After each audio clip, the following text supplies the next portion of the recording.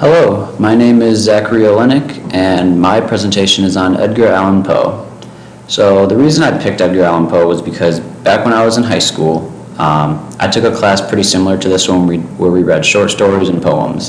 And when we got to Edgar Allan Poe's, I found a very keen interest in his poems. We actually went on a field trip that year to a theater by our school, and 6 actors put on performances of 3 of his short stories, The Black Cat, The Raven, and The Telltale Heart. And after watching those plays, I realized that this author, Edgar Allan Poe, was able to captivate me in such a short amount of time. And since then, I've took an interest in most of his writings, and anytime I get to read one, so when we read one in this class, I knew I wanted to make a presentation on him because he's very interesting to me. So he was born on January 19th, 1809 in Boston, Massachusetts. His mother died when he was 3 from tuberculosis, and his father left the family early on, his birth parents. After they left, he ended up living with John and Frances Allan, and that's where he got his Allan last name. The relationship he had with John was a little shaky. He didn't really approve of his career of being a poet, so when he was 13, when Edgar Allan was 13, he started writing, and his father wanted him to join the family business, but they let him pursue his career and sent him to the University of Virginia in 1826. There, he ended up in debt and resorted to gambling. So he didn't have enough money to pay for the college, so he started gambling a lot and grew some bad habits of drinking, and this is where a lot of his inspiration for his writings comes from.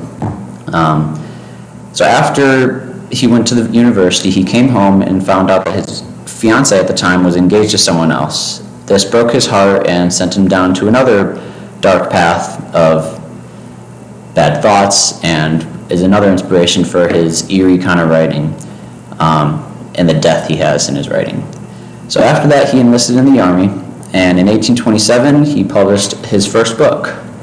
Then when he went to West Point, then his family got enough money to send him to West Point, and he published another book there. After West Point, he published his third, and then he kind of decided he needed to become a full-time writer. He quit the army and searched Baltimore, Philadelphia, and Richmond for a home. He tried to find a place where he can set up and try to find a job where he can make money.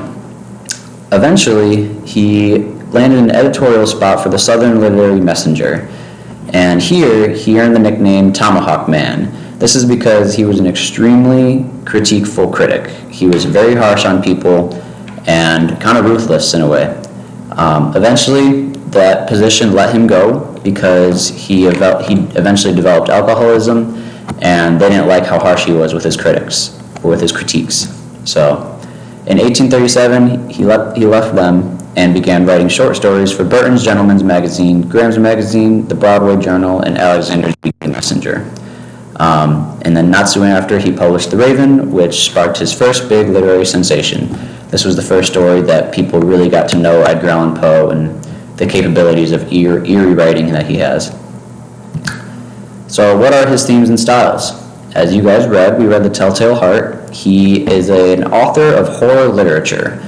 So he likes to really dig into the minds of criminals and get to the psychological side of their personalities.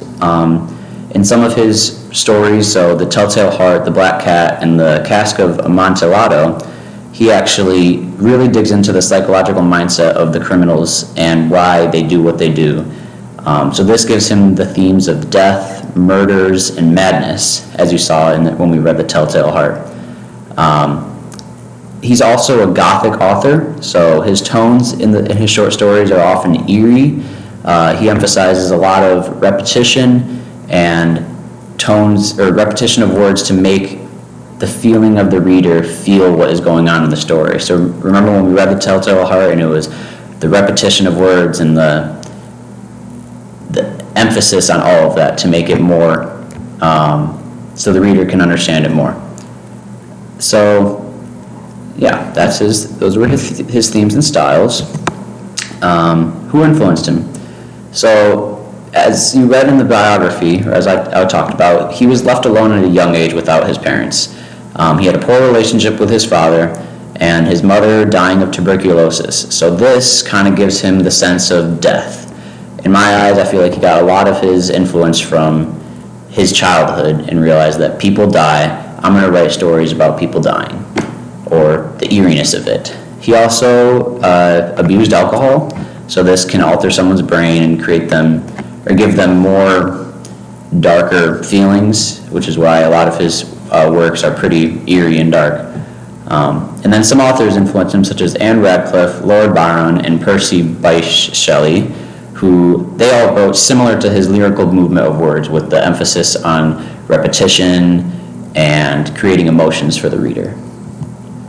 And then Edgar actually influenced Fyodor Dostoevsky and H.P. Lovecraft. I put Stephen King on here, although he wasn't directly influenced by Edgar Allan Poe. Stephen King was influenced by H.P. Lovecraft, and you guys all know Stephen King, the author of It and The Shining. He gets a lot of his eerie tones from H.P. Lovecraft, who got his inspiration from Edgar Allan Poe. So it's all kind of like a chain going down. Unfortunately, during his life, he never really won many awards. The people at that time didn't appreciate his writings as they do now. But he did win one award, and it was a $50 award in the Baltimore Saturday Visitor newspaper. He submitted MS Found in a Bottle, that's a short story he wrote. He submitted that into the paper and won that contest. But currently, after his death, so he died at age 40, and after his death, he grew to fame. People started recognizing his works as being really good, and the eeriness of it kind of made people want to read more of his stories. So there's actually the Edgar Awards, which honor the best American mystery fiction authors annually. Those happen every single year. So yeah, that's my presentation on Edgar Allan Poe. If you guys have any questions, let me know, and here are my sources.